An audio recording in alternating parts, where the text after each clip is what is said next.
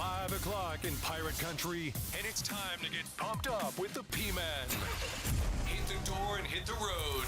94.3 The Game is going to get you home, and the P-Man's not holding back. Yes! Yes! Pirates win! Pirates win! Bring on the Patrick Johnson Show on 94.3 The Game. Holy mackerel! Oh, my goodness! The flagship station of the ECU Pirates.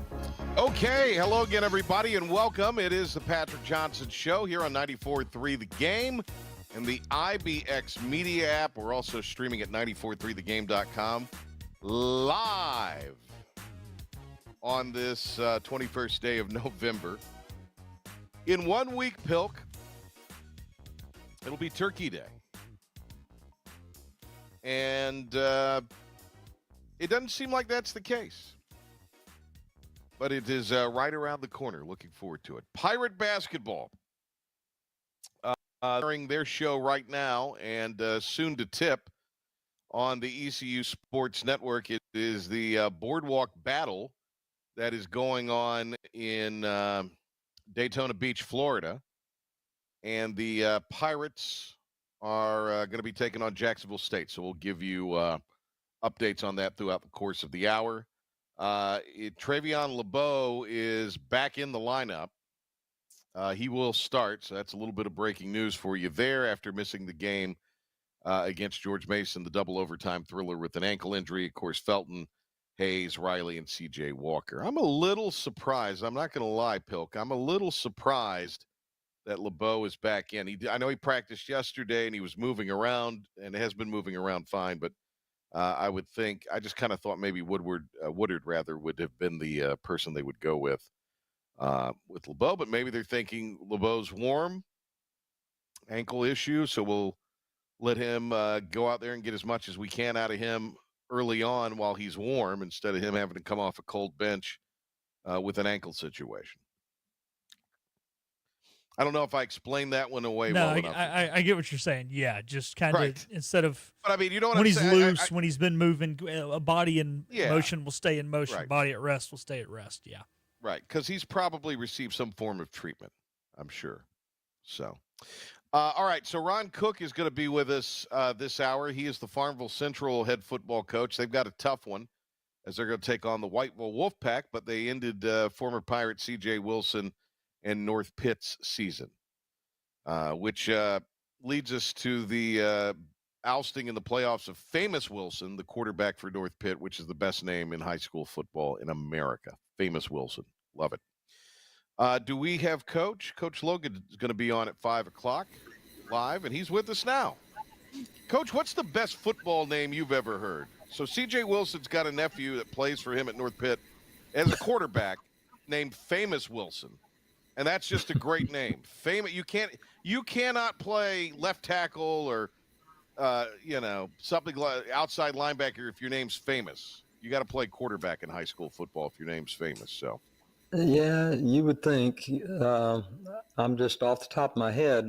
Nothing really comes to mind. I don't know that I ever had one that approached that level. So anyway, I would have loved to have seen a quarterback.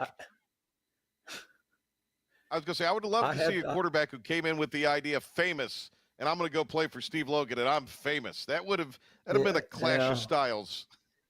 I had some nicknames for a bunch of my players, but they're not repeatable on the air, so we'll just have to leave it at that.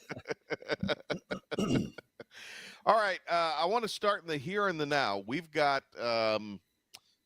NC State trying to get bowl eligible tonight at Georgia Tech. I cannot think of a tougher opponent for the Wolfies to try to do that against the Georgia Tech in Atlanta, where they play pretty well. And Georgia Tech, I don't know what it is, Coach, but they seem to always have the number of the triangle schools in the ACC. It seems like Duke and North Carolina, and especially, have never had a lot of success against the Ramblin' Wreck.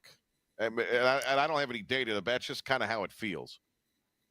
Well, you're bringing – it's amazing. Any comment just gets all of my scar tissue bubbling to the top. And the 2 years I was in the ACC at Boston College, we played at Georgia Tech, and just beat the living daylights out of them down there my first year at Boston College. And sure enough, the very next year they came up to Boston College, and we probably had a little bit better football team than they did. And we did exactly what you're talking about. They came up there and beat us barely, like on the last play of the game. Is like a 17-14 type deal. But, you know, Georgia Tech, the kid that they routinely get there is kind of like the Boston College kid. They're mentally tough. They don't quit. They don't roll over. And the thing that Georgia Tech does, which Boston College does, they show up every Saturday. If you're going to play Georgia Tech and you don't, you know, really, really emotionally get your football team ready to play, you're going to screw around and get beat, because Georgia Tech, it's a high intellect group like the Boston College kids that I was around. It was an incredible parallel. I know for a fact that there was a parallel in the experience I had at Boston College watching the Georgia Tech football team the 2 years that I was in the ACC. It's a high intellect group. You're not going to have to, you know, create some motivational trick to get them ready to play. They're going to get ready to play. And, you know, just what you said, every year Georgia Tech torments the University of North Carolina, and they should not win the game, but they do. And then again, you know, you're talking North Carolina State, which, you know, the North Carolina State, you know, conversation this year is really, really interesting to me. And I've kept up with them. You know, on my show, I kind of, you know, do a little segment on, you know, Duke, Wake, not so much Wake because they're so far out of the consciousness, but I watch Wake. But Duke, Wake, North Carolina State, East Carolina, you know where they've been, what's going on, what's happening this week.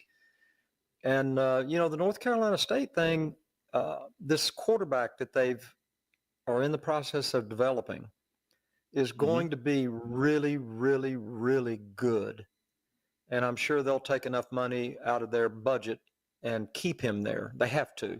And, but the collapse of the defense on the North Carolina State, in the North Carolina State program this year has been catastrophic. They're like 120th in the nation this year on defense, and they were rock solid last year. And that's what led them to a 9 or 10 game winning season last year, whatever it was.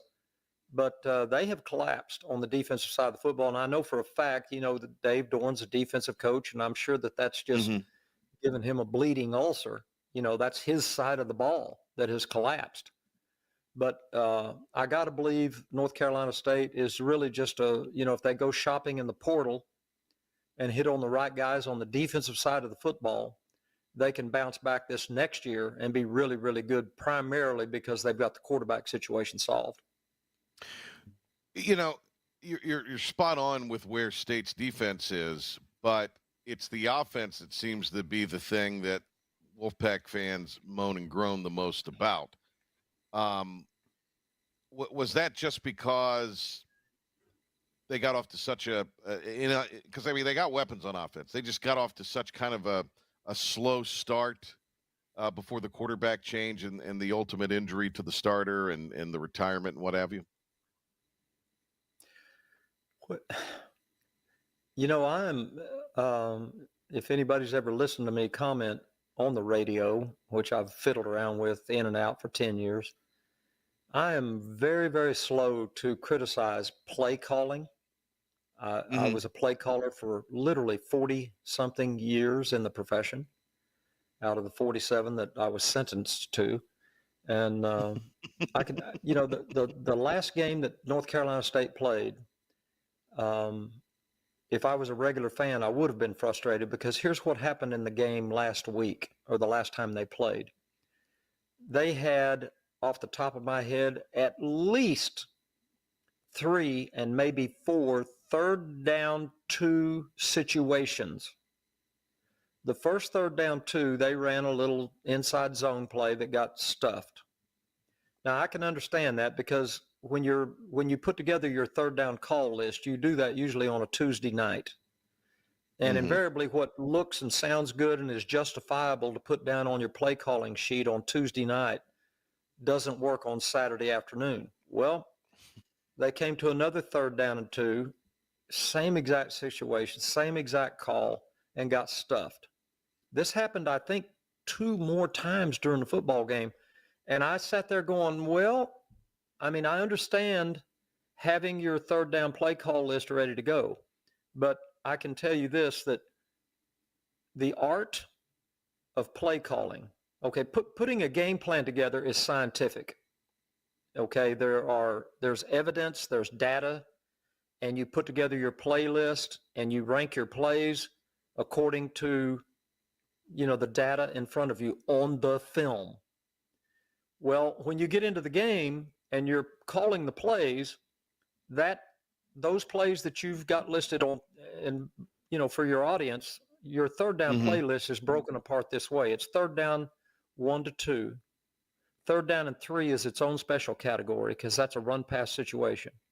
Then you've got 3rd down 4 to 6, 3rd down 7 to 10, and then what you call 3rd down plus, which is 3rd down 11 to whatever after a holding penalty.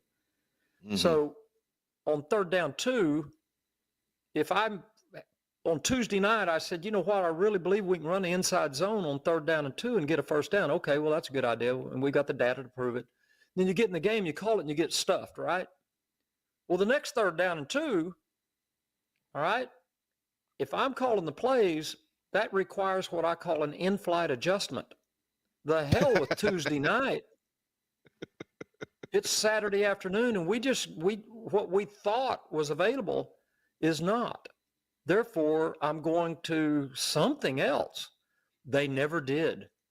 And again, I'm really cautious with what I'm saying here. I'm not being critical of the play caller. I'm not. But I am commenting on what happened in that football game the last time they played because it cost them the game. Yeah. It really did. It cost them the game, the lack of 3rd down conversions on 3rd down and short. And, like I say, I've watched North Carolina State very closely this year.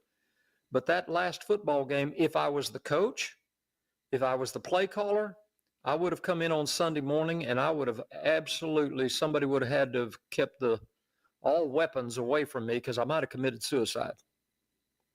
It's interesting you said 3rd and 3 isn't the option to run and pass. I would have just thought it would have been maybe that 4 to 6 range, which I mean, I'm sure it's in there. But when it's that short and it's 3rd and 3, how many times do you reckon you called a pass in all these years of play calling on 3rd and 3? In other words, how high is that percentage? 3rd and 3 on the pass. 80, 90%. On 3rd and 3, Steve Logan, it's 80, 90% that I'm going to we're going to throw the football. Now, the next category that would automatically come to my mind on a 3rd and 3 if I had a mobile quarterback would be some sort of option type football play. And, 3rd and 3 is its own standalone call for just the reasons that we've expressed. It's a true, the defensive coordinator can't be quite sure. Now he's going to have a pass defense call ready to go or a blitz ready to go. And I know that the Pirate fans could relate to the David Garrard era when I had David playing for me for 3.5 years. His redshirt year, he played about a half a year. But in David's career, he was the perfect weapon. And on 3rd and 3, we had a automatic audible available to David that if I called a run, just a standard run on 3rd and 3 or a standard pass on 3rd and 3, he had what we called a black audible that was available to him. If he saw a blitz or a pressure coming, we would check into that pressure with an option football play. And David made a living with that. And so did Steve Logan. I mean, we were literally making a living with that. And it was a rock solid plan. Now, again, we had the perfect weapon in David Garrard, because on 3rd down and 3, if you had a one-on-one tackle on an option football play on David Garrard, you better have, Dick Butkus better be the tackler. because stopping David for less than 3 was a hard thing to do, because he was a 250-pound quarterback that ran, David was a 4.7 type 40 guy. And that's a lot of downhill stuff coming at you. But yeah, 3rd and 3, I could give you a 2-hour talk on 3rd and 3, to be honest with you, which I kind of just did. So there's, I got to shut up. Coach Logan with us here. All right, let me ask. Yeah. Okay. Well, no. This is good stuff. I really am fascinated by it because you do such a great job of breaking it down. So let me ask you a little bit about. Let's play hypothetical here. David Garrard is the quarterback. Steve Logan's coaching modern day ECU. We're about to wrap up the season. The portal's about to hit. How much money does it take in NIL to keep David Garrard in Greenville? Had NIL existed back then? In this day and age? In this day and age, David Garrard. In this day and age, at the end of David Garrard's sophomore year, and I believe his sophomore year, I believe we won 9 games. Yeah. And I would say it would take probably $2 million to keep David around. Whew. And, that's where things have gone. Well, I'll tell you who to call. Call Dave Clawson out at Wake Forest. In fact, on my radio show today, I'm going to open with a commentary. There was a very interesting article that was written about the state of football in the state of North Carolina. And I'm going to comment on that article and add my 2 cents worth to it. But it involves and centers around Wake Forest of all people. And, but, Wake Forest had, the Hartman kid a couple of years ago won 11 games, right? Sam Hartman. Yeah. Well, he took off for Notre Dame or wherever he went. Did he go to Notre Dame for $1 million? Yeah, went to Notre Dame. So, well, there it is right there. And then ask Duke University last year. I mean, their quarterback is up at Notre Dame, possibly going to win a national championship, Riley Leonard. Yeah. And he took off for, I think, $2 million. And so, really and truly, without being dramatic, David Garrard at the end of his sophomore year in this day and age, you're talking, well, look at it this way. Just think if, let's say, Tennessee came in and said, David, we want you to come to Tennessee. We'll give you $2 million. And then Steve Logan raised $2 million to keep him at East Carolina. You want to know where he's going? Tennessee. So really and truly, you're probably talking about $3 million to get him to stay. Yeah. Because the SEC is the SEC, and there's a huge amount of the population that's jealous of the SEC, and they don't want to admit that it is by far, and it's not even close, the best college football in the country. Always has been. And it just is, top to bottom. I'm sorry. I've coached in the SEC. I've coached in the ACC. I can testify to you, it's not the same set of problems. And, so the point I'm making is that a young man like David Garrard, our fictional David Garrard in this scenario, would say, I'm going to Tennessee no matter what because I want to test myself against the best. See, that's the way that's what competitors do. Yeah. And the money and the money helps too. Yeah, the money helps, but he might go to Tennessee for $2 million and not stay home for 2.8. And then I would have exhausted all my resources. And I just flat couldn't keep him. Yeah. And then you get into the psychology of, okay, well, let's say we raise $4 million and keep him. Now, how do you coach him? Right. Okay. Right. Because he's 19 years old. He's 19 years old. And he's got $400,000 a month, which is $4 million. I mean, and again, I've said this over and over. I just thank God I'm not involved in the scenario you just painted, because I don't know. I'd either kill myself or everybody around me. I want to ask you some quarterback questions. Daniel Jones, will he wind up somewhere else? Can he be productive somewhere else? Or is he, as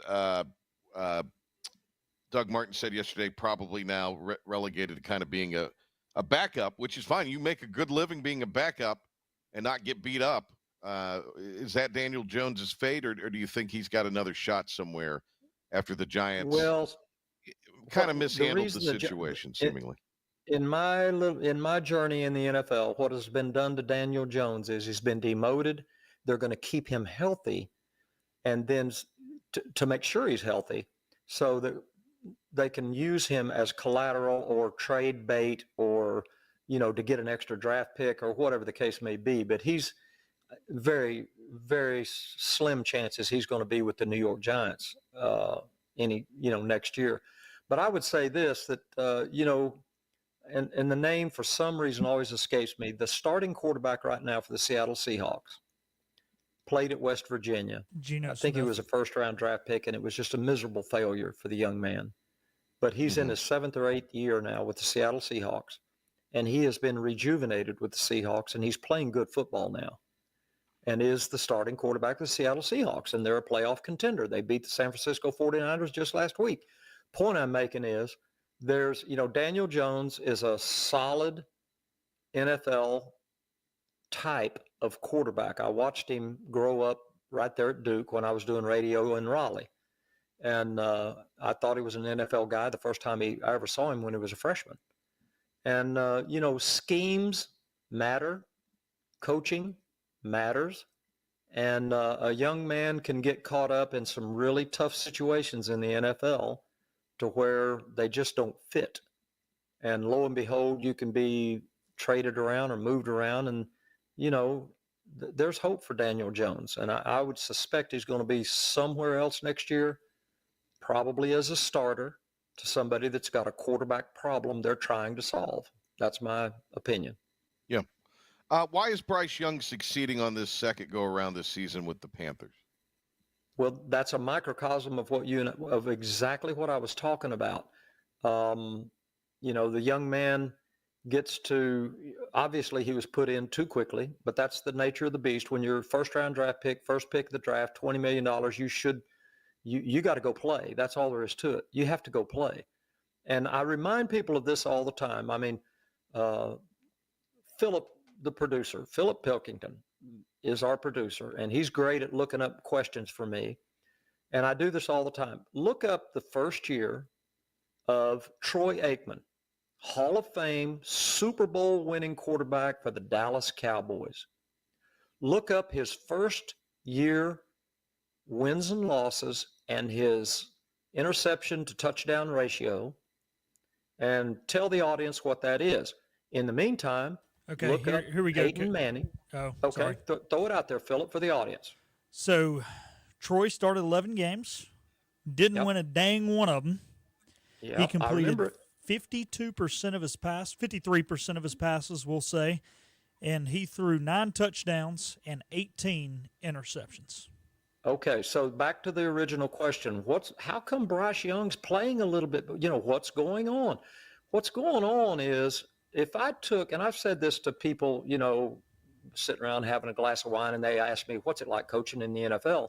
And I say this all the time, is that if I took you down, not even to a game, if I took you down to ground level of a Carolina Panther practice session, a Wednesday afternoon practice, and I took you to ground level, you would not believe the speed and the violence of a practice session.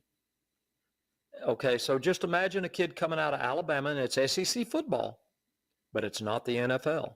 And so Bryce Young walks in, here we go, and he's got training camp and all that. I know what you're talking about, but training camp's training camp, and then game day's game day. And game days are way faster than practice. And I just got through telling you that practice is blindingly fast. Yeah. And so you throw this young man out there, and he gets overwhelmed, and things go from bad to worse. He loses confidence. And you go and sit on the bench for 2 or 3 weeks. You get to regather yourself. You get to watch the game from the sideline and re-enter the chaos. And maybe things have slowed down a little bit. In the meantime, the coaching staff has enough data now to say, you see this idea that we were working with Bryce Young? Throw it out. He can't handle it. You see this idea? there's a glimmer of hope. Let's emphasize this. Okay, so again, you're just hearing me babble and babble and babble about, the endless conversation about handling a quarterback, developing a quarterback, and, trying not to get fired and trying not to ruin a young man's career. Yeah, real quick here, I'm going to go back to Patrick. But Peyton was 3-13 his rookie year. There you go. 57% completion percentage, 26 touchdowns, 28 interceptions. So there it is again. Peyton was, at least he was throwing some touchdowns, but Right. Well, he also 28 interceptions. He also had a Hall of Fame wide receiver, Reggie Wayne, running around out there. Or no, Marvin Harrison was already on the team at that time. And Bryce Young's best receiver is Xavier Legette. So. Yeah. So, there's there's a general commentary to the questions that you ask. So there you go. All right, Coach, what you got on the show today coming up at 5:00? Well, I'm going to open and just give everybody something to think about the state of football in the state of North Carolina. North Carolina State, Wake, Duke, East Carolina, and really how there's three different levels of football in this state. If you want to say the quiet part out loud, there's three different levels of football going on. And it'll be interesting what I bring up, because I think there's been the routine colossal failure by North Carolina State to do something significant. And the surprising, going back 10, 11 years, the surprising successes that have been at what I call the second level, which is Wake and Duke.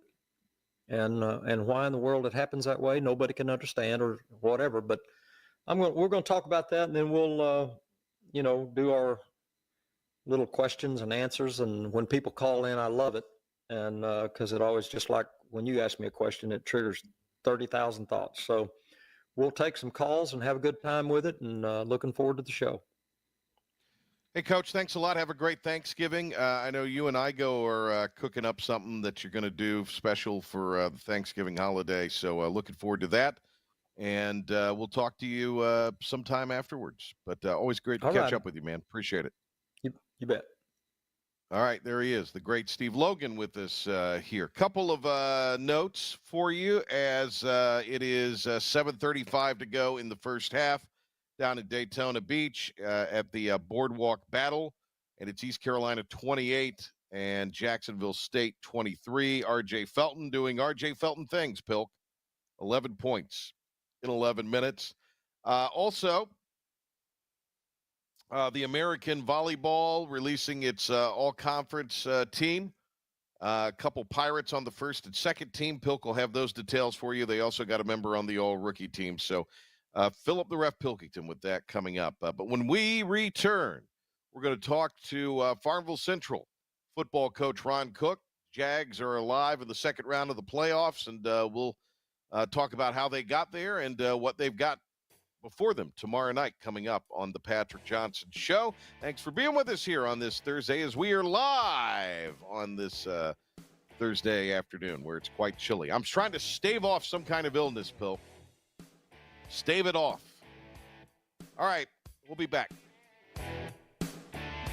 Acre Station Meat Farm, along with Lane Angus Beef, bring you Farm to Fork Beef. Stock your freezers now with affordable beef boxes just in time for the grilling season.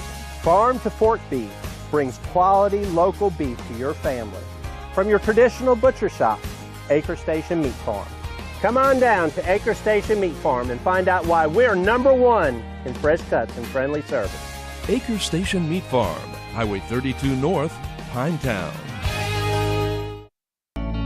Living easy is the sound of children laughing as you make memories with neighbors and friends. It's the sound of nothing at all. It's the smell of the salt air. Hear the waters against the marsh grass. See the beauty of our coast. Bow Coast, located in Beaufort, North Carolina. Southern Living's best small town. Sawyer's Fun Park in Winterville is now open. With over 40,000 square feet of family fun, daily money-saving deals, and a full-service restaurant, Sawyer's Fun Park is guaranteed to have something the whole family will love. Test your ninja skills on our 2-story obstacle course or head over to one of our 5 rock walls and race your friends to the top. And when you've worked up an appetite in our laser tag arena or our one-of-a-kind ropes course, grab a table over at the restaurant and try our world-famous Southern Monster Fries. Reserve your spot today at SawyersFunPark.com and come join in on the fun.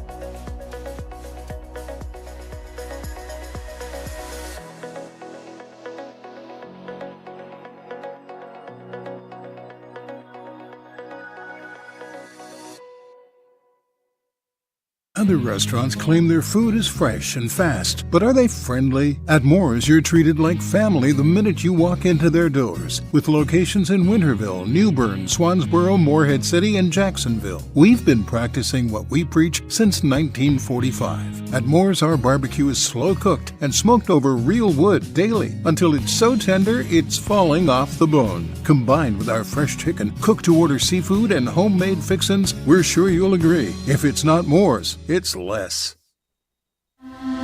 This is about you, your family, and the health of all who live in Eastern North Carolina. This is about the transformation of a health system into something more powerful and more human. About creating new ways to treat disease and keep you well. This is about ECU Health, which is to say, it's really all about you. ECU Health. Minds, hearts, purpose. Taking the rage out of your drive home. You just cut me off! But it's no big deal. Patrick Johnson on 94.3 The Game and the new IBX Media app. High school football playoffs continue tomorrow night. We got 3 Pitt County schools still playing. They include J.H. Rose, the Rampants, with an upset. They'll return to Nash County this Friday to continue play in the postseason. Aiden Grifton won for the first time in the playoffs since 2016 to advance to round 2. Speaking of AG, you've got their rival Farmville Central and the Jaguars eliminating North Pitt from the postseason, and they've advanced on to the second round. Their head coach is Ron Cook, and he joins us here on the Patrick Johnson Show. Coach of the Jaguars, Coach Cook, congratulations on getting the victory, Coach, and congratulations on what has been a really great season so far. Thank you, Pat. I really appreciate it. Thank you again for having me on the show. It's awesome anytime you're on with us. So you played North Pitt in back-to-back weeks, scored a lot of points in those 2 games. But how was the game this time around different? Because you certainly held the Panthers to a lot less points. And of course, you played them at home in the first round as opposed to playing them over in Bethel to wrap up the regular season.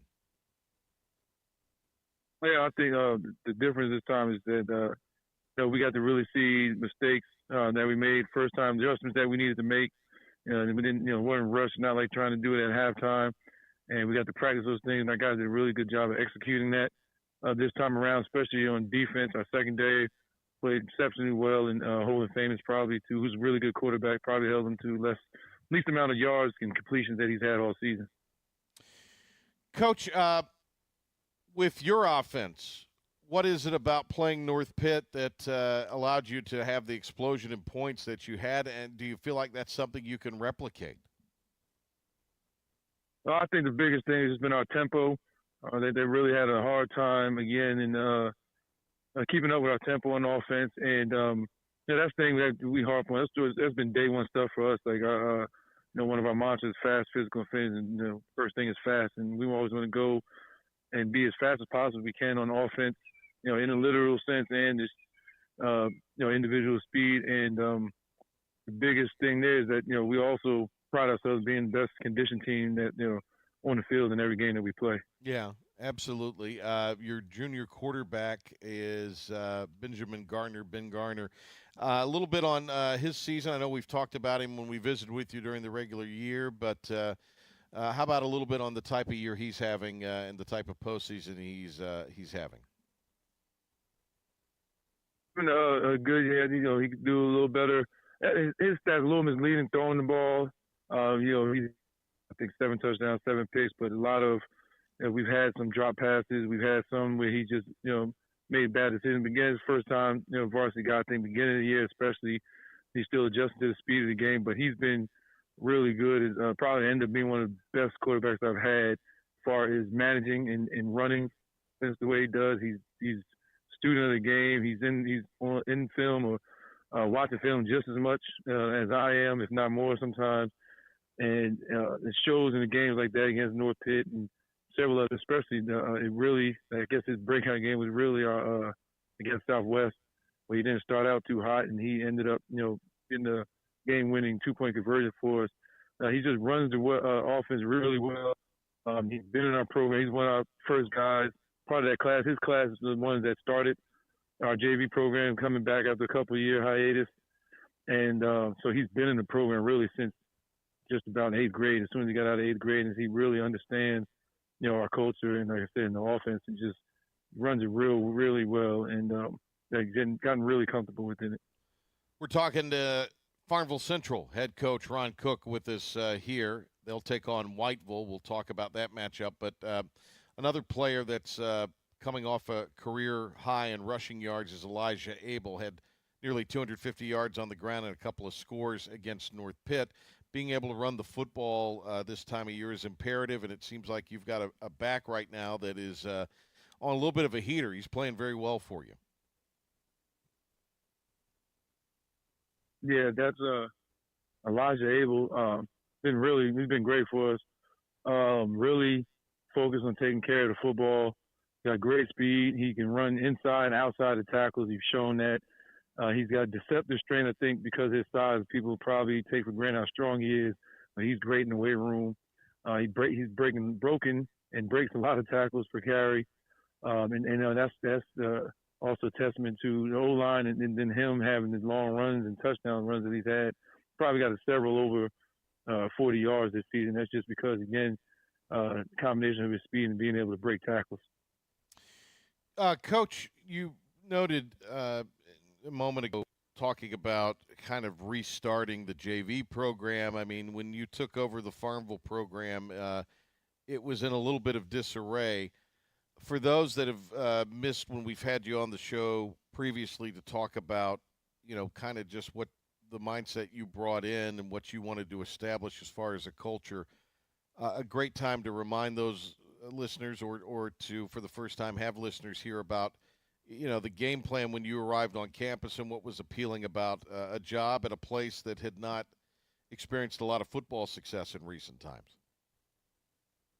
Well, I always told people what was appealing was, first of all, I could see that great administration as far as our principal, Mr. Johnson, and Coach Will. Athletic director. I know everybody thinks he's just, it's basketball school and he's just all basketball guy, but the athletic director really cares about and wants to see all the athletics programs here be successful. And I've seen that when I was on my interview here with them, and I've seen the potential we have. We have really good facilities. I think we got one of the best, probably the best weight room in Pitt County.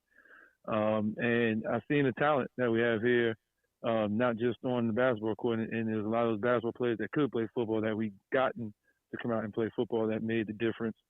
And then just being able to bring back JV program, part of that is just, against development. Like I said, BJ, a lot of guys that are starting for us as juniors this year, and some sophomores were, in the JV program first, where they got to develop and learn, and was able to step right in, this season and play varsity and start for us in varsity, and continue to get better there. So it makes a huge difference having a JV program. Like I said, it helps kids develop and build confidence where they're not just thrown in the fire in the varsity game, and like I said, they get a chance to get playing time and to get better. Coach Ron Cook joining us here, Patrick Johnson's show. So Whiteville is coming up. They are one of the top seeds in the 2A East bracket, knocked off Pasquotank in their last matchup. Their only loss is in overtime to James Keenan, and certainly in our area we know how good James Keenan is. But they come in having reeled off 7 wins in a row. A little bit of the details about Whiteville and what you've noticed from them and scouting them and getting ready for the game. Well, they obviously number 2 seed for a reason. They're a good team. They're well disciplined. They play really hard. They run their wing T offense is always tough, to go against for when any team is running it. So I think we match up pretty well with them also. I don't believe they've seen an offense like ours, especially as far as tempo in that area. I used to coach down there a little bit with my first head job in Red Springs, so I know there was a lot of tight end, old school 2-back stuff down there, and that's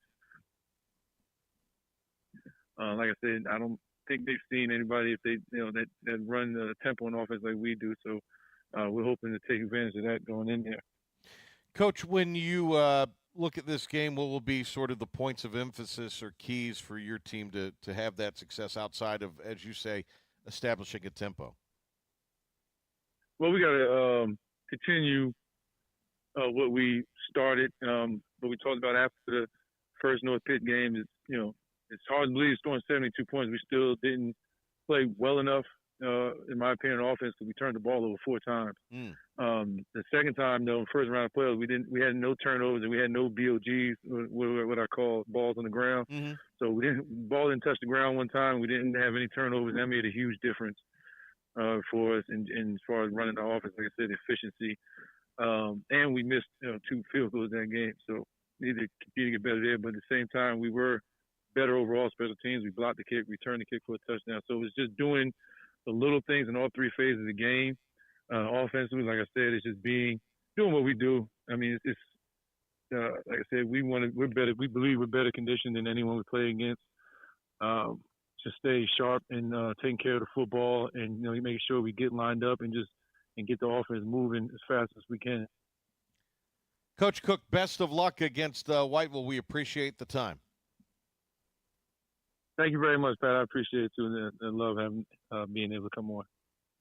Yeah, we love having you on. Love having the high school coaches with us. So best of luck to Coach Cook, also to J.H. Rose and Will Bland and Paul Cornwell, the coach of Aiden Grifton.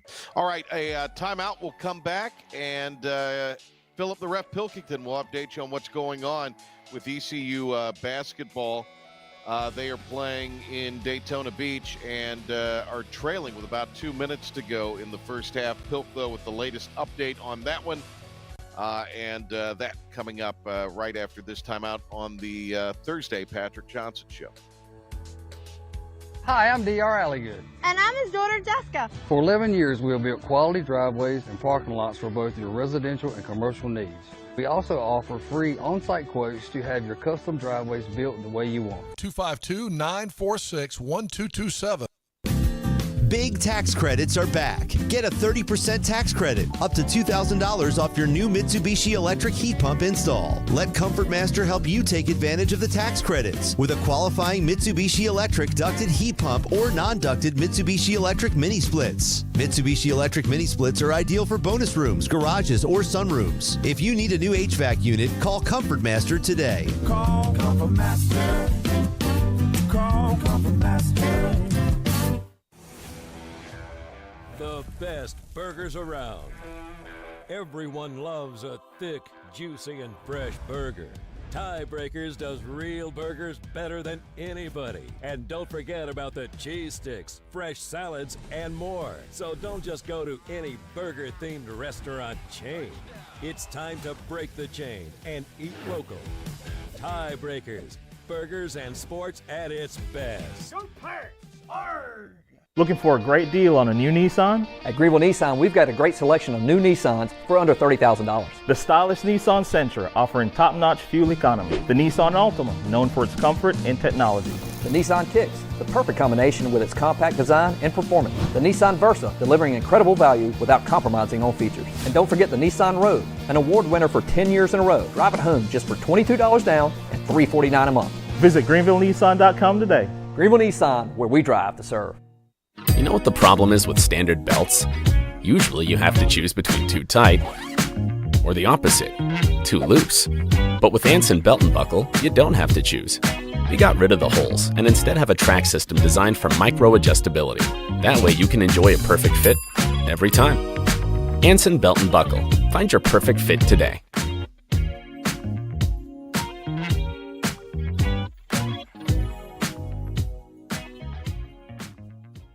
I'm D.R. Alligood. And I'm his daughter, Jessica. For 11 years, we have built quality driveways and parking lots for both your residential and commercial needs.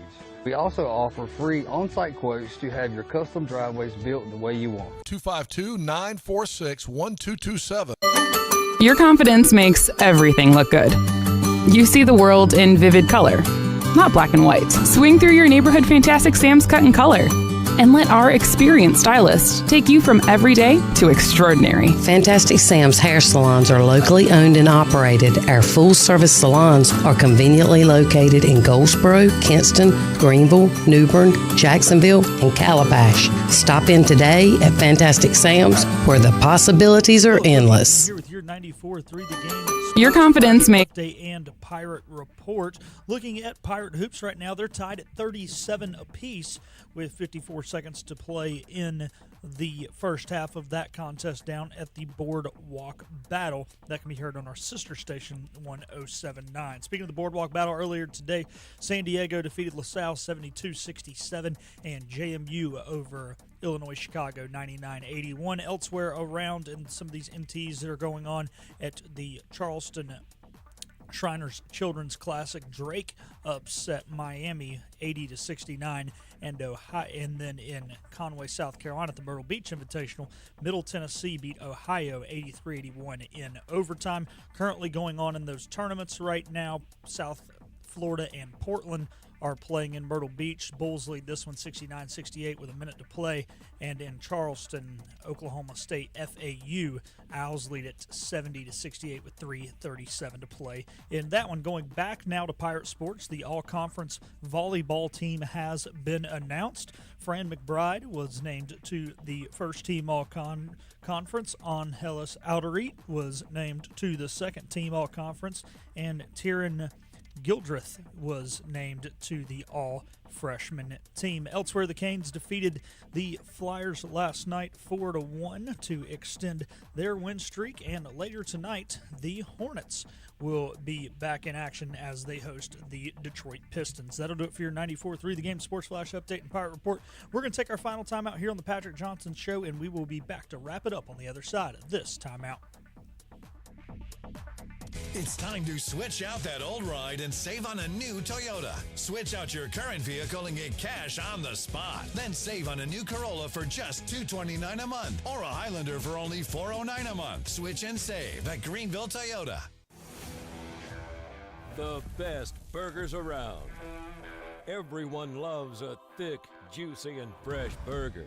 Tiebreakers does real burgers better than anybody. And don't forget about the cheese sticks, fresh salads, and more. So don't just go to any burger-themed restaurant chain. It's time to break the chain and eat local. Tiebreakers, burgers and sports at its best. Everybody loves tiebreakers. Storm season is approaching. North Carolina weather can damage your roof, and before long, a small leak can turn into a big problem. Your home is one of your biggest investments, so protect it with Wells Home Improvements. We work with all insurance companies for a hassle-free roof installation experience. Call us today and get 10% off your roof installation when you mention this commercial. 252-227-8403 or visit us online at wellshomeimprovements.com. Wells Home Improvements. Local, honest, dependable. Sawyer's Fun Park in Winterville is now open. With over 40,000 square feet of family fun, daily money-saving deals, and a full-service restaurant, Sawyer's Fun Park is guaranteed to have something the whole family will love. Test your ninja skills on our 2-story obstacle course or head over to one of our 5 rock walls and race your friends to the top. And when you've worked up an appetite in our laser tag arena or our one-of-a-kind ropes course, grab a table over at the restaurant and try our world-famous Southern Monster Fries. Reserve your spot today at SawyersFunPark.com and come join in on the fun.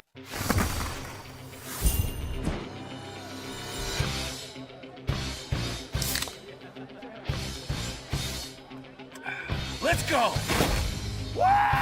Woo! Yeah! Football time! Set the tone. Kyle, tie your shoes, tie your shoes.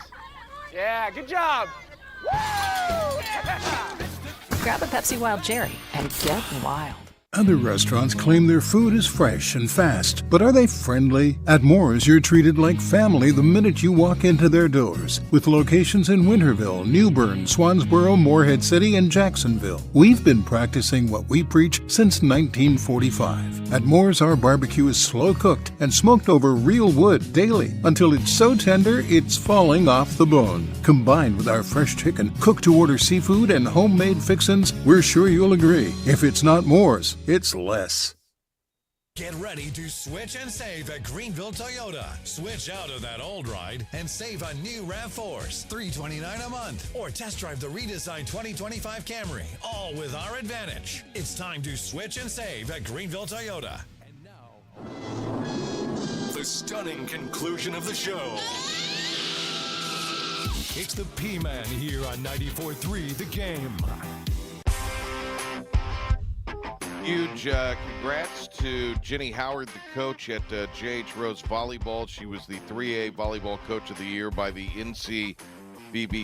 Of course, Rose finishing as the runner-up in the 3A classification this year, a week or so ago, playing for the volleyball title, I think a couple of weeks ago. Great to have Coach Logan on. Great to have Ron Cook on as well. Where is this thing? So, Pilk. MLB to test robot umpires. Going to do so during spring training. This looks like we're headed towards the robots taking over baseball in 2026. Isn't this what AI is all about? Isn't this what is this AI, Pilk? Is this what we're worried about? The Terminator? The robots taking over? Yeah, I think so. Now I've noticed when you go on Instagram, it's not even like there's a search thing, but it wants you to click the little AI button. I don't know. Henry was telling me during Talk of the Town the other day I need to invest in AI stock, and I guess, yeah, look, I mean, the Terminator is about to happen, and I don't know, it'll probably be all ran on Starlink through Musk. I think he's going to take over the internet side of things, and yeah, and the Terminator will happen, and every other crazy movie we've ever seen will happen. Except for time travel. They're never going to get that right so that we can go back. They'll never soup up a DeLorean to where we can go back and keep this from happening. That's going to be the only thing they don't get right. I don't want AI. I'd rather have time travel, wouldn't you? Yeah, I would. If you could go back to any era or even go forward X amount of years, first of all, what era would you go back to? I think it'd be fun to be a kid growing up in the 50s. Man, when you just kind of rode your bike all over town, kind of like living in like when the Sandlot was based. That would have been a time to be alive. Yeah. There was evil in the world, don't get me wrong, but I don't think people worried about their kids as much back then. Usually everyone in the community kind of looked out for everyone else, especially in the small towns. I think the 50s would be really cool to grow up in. Going colonial times. Going the Revolutionary War. Yeah, I like indoor plumbing too much. Well, you're just dropping in. Okay, just drop it in. Yeah, I mean, I'm just dropping in to see what's what.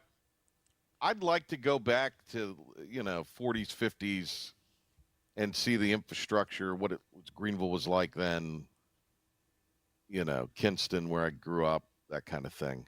The beaches, what they were like. So I think that would be kind of cool. How far out would you like to go? Going to the future. That makes me nervous, going to the future. How far out in the future would you want to go? How many years? Is there a year?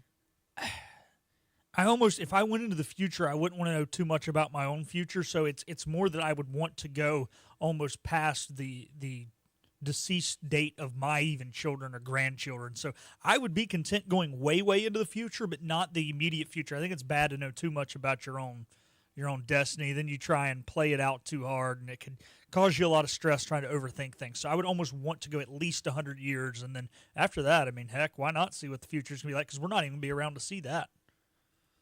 I would go up to 2,500 and then in the year 3000. Like the Jonas Brothers song, The Year 3000? The year 3, exactly. You read my mind, the Jonas Brothers music. Maybe we can, maybe you can bet us out with the Jonas Brothers music. Maybe not. All right, tomorrow on the Patrick Johnson Show, we've got Joey Football. It's a Joey Football Friday. We'll be talking to him, getting ready for ECU and North Texas. Is Joey Football going to be on the pregame this week? Are we having a pregame this week? Yeah, we're going to have one. It's just a matter of what time it is. Is it a basketball/football pregame? There's a lot of factors in this that we're still not quite sure of. Here's the thing. We'll know a little more. If they win today, the nice thing is the earliest they could play is like 3 or something on Saturday, regardless of what happens tomorrow. So we'd that be fine. So let's mega pull for a win there. Because if they lose, that's where it could get wonky with the pregame show.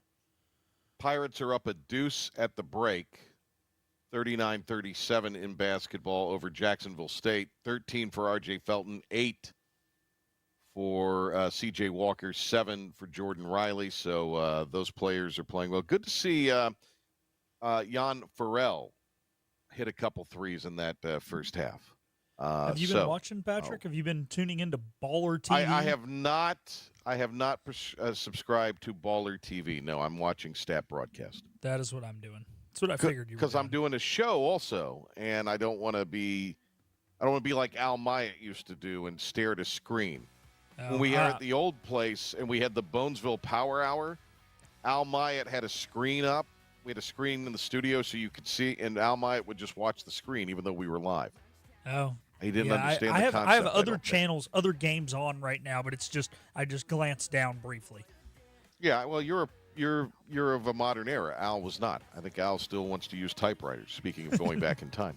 Also, tomorrow, Bobby Rosinski, our friend from ESPN Charlotte. So looking forward to finding out what is going on with the Charlotte football program, and Biff with us. That's coming up tomorrow. It's the Patrick Johnson Show. Stay tuned. The Logan Zone. Coming up next, we'll be back on tomorrow at 5, and in the morning on Talk of the Town, the Big Hen will be in his hometown talking to Lori Buckout. So join us there in the morning and back here tomorrow afternoon.